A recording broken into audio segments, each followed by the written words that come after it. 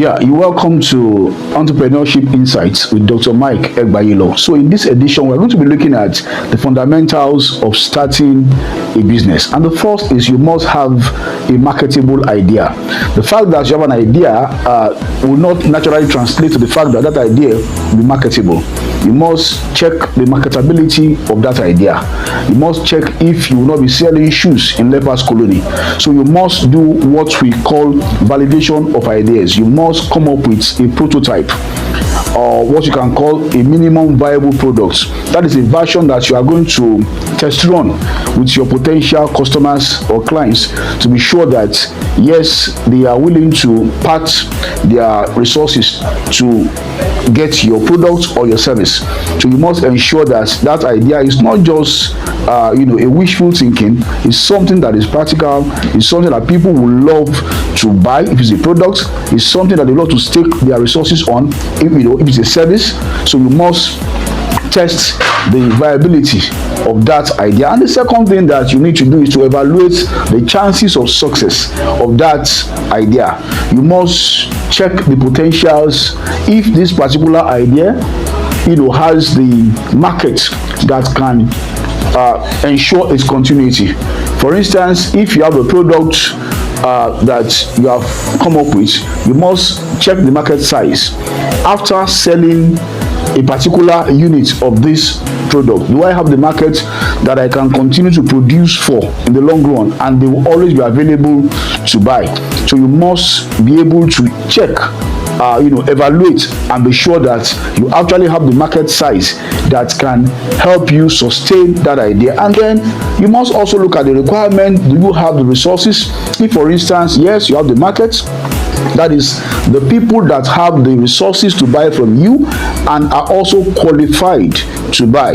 You can have the market and the market may not be qualified. For instance, if you are selling, there are some products that children cannot buy.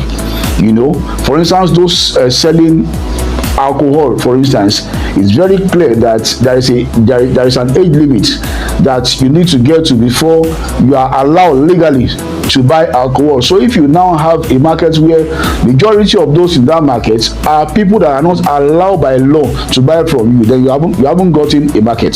So you must ensure that you have the right market for your product or your service. And then you need to generate a user base. Now you must have the database of your potential markets. You must have the database of people that are going to buy from you, such that you can then sit down and have a plan that is objective. When we say objective, your objective must be quantifiable. You must be able to say that yes, I'm going to sell to 1 million people in the next 1 year, and then you break them down into bits. This month I will sell to 250 people or 150 people. The other month I will sell to 1,000 people. Another. It depends, on the number you are working with.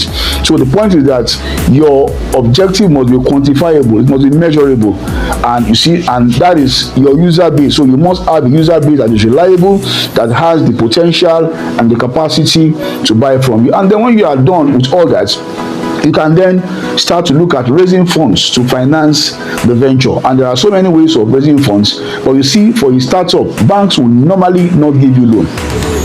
Banks don't fund startup. Banks will give you money when your business has achieved some traction. Banks will give you money when they know that yes, you are making returns that is sustainable over a period of time. So how do you fundraise as a startup? One, you can approach family and friends, but even before then, you can bootstrap. You can fund from your own savings.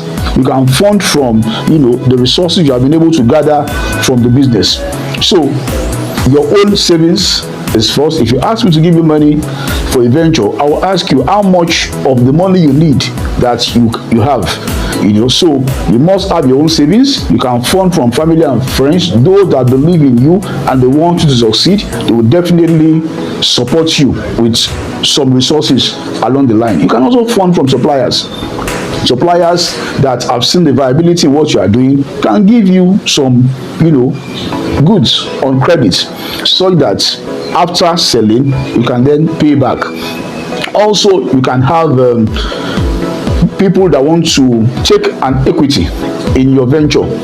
They can support you by taking a percentage, maybe 20% for a stake, so that they become co-owners with you. So equity funding is one. And then you can also approach angel investors.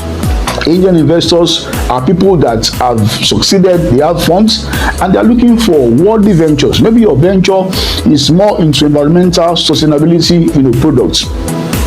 Maybe you are using used tires to make furniture, and their philosophy aligns with that. They may be able to support you with some fund, in the long term.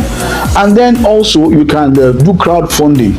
You can get quite a number of people to contribute little amounts, so that when you put it together, it should be able to help you fund your venture. And then you can also approach cooperative society. So you can join a cooperative. From there, when you save a certain amount, they will give you maybe ×2 or ×3 of your savings to fund your venture. There are quite a number of opportunities of funding your business. So today we are going to draw the curtain on this edition, and then see you as we continue another very interesting topic in our next edition. Thank you, and God bless.